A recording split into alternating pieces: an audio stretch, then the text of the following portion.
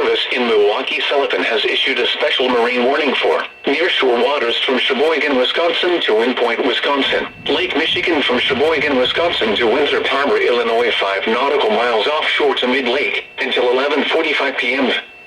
At 11:07 p.m., severe thunderstorms were located along a line extending from 15 nautical miles west of Milwaukee to 32 nautical miles east of Wind Point, moving northeast at 45 knots. Hazard, wind gusts to 40 knots and large hail. Source, emergency management. Impact, small craft could be damaged and briefly higher winds and suddenly higher waves.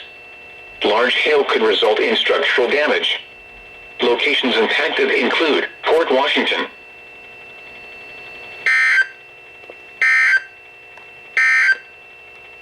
Here is the